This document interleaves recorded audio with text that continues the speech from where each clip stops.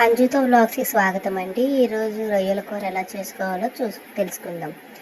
ముందుగా శుభ్రం చేసిన రొయ్యలు తీసుకొని onions, green chillies, tomatoes, ginger garlic paste, red chilli powder, salt తీసుకోండి.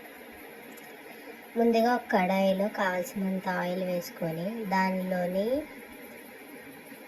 ముందుగా తరిగి పెట్టుకున్న ఆనియన్స్ని యాడ్ చేసుకోవాలి. ఆనియన్స్ వేసిన తర్వాత కొంచెం సేపు అటు ఇటు ఆయిల్లో ఫ్రై చేయాలి. ఆనియన్స్ కొద్దిగా ఫ్రై అయినప్పుడు గ్రీన్ చిల్లీస్ కూడా యాడ్ చేసుకొని ఆనియన్స్ని, గ్రీన్ చిల్లీస్ని ఆయిల్లో బాగా ఫ్రై అవ్వనివ్వాలి.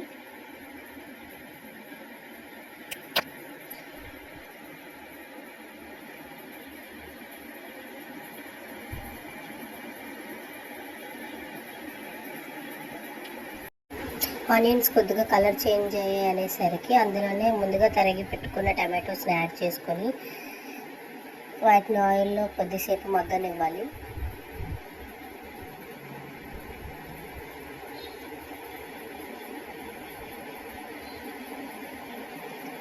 టమాటోస్ కొద్దిగా మగ్గాయి అనేసరికి అందులోనే కొద్దిగా జింజర్ గార్లిక్ పేస్ట్ యాడ్ చేసుకోవాలండి.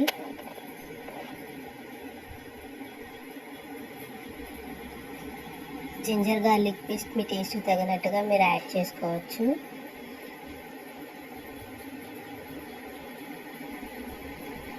జింజర్ గార్లిక్ పేస్ట్ వేసిన తర్వాత కొద్దిసేపు ఆయిల్లో డీప్ ఫ్రై అవ్వనివ్వాలి.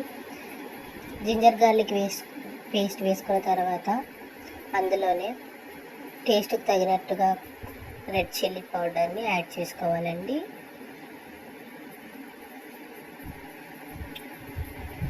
తర్వాత కొద్దిగా సాల్ట్ వేసుకొని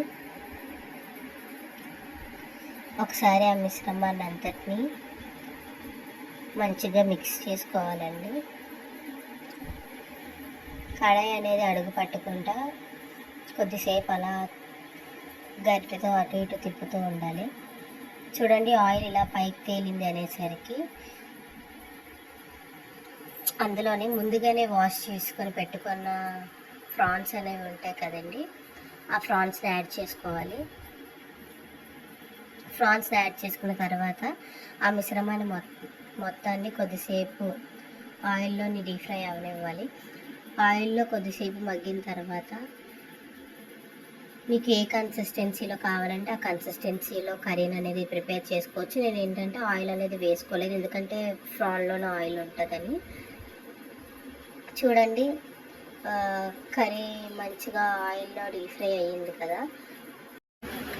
కర్రీ ప్రిపేర్ అయింది అనేసరికి ఆయిల్ అనేది పైకి తేలుతుందండి. అందులోనే మీరు కరివేపాకు కానీ కొత్తిమీర కానీ యాడ్ చేసుకోవచ్చు. నా దగ్గర కొత్తిమీర లేదండి, అందుకని ఆప్షనల్గా నేను కరివేపాకు అనేది తీసుకున్నాను.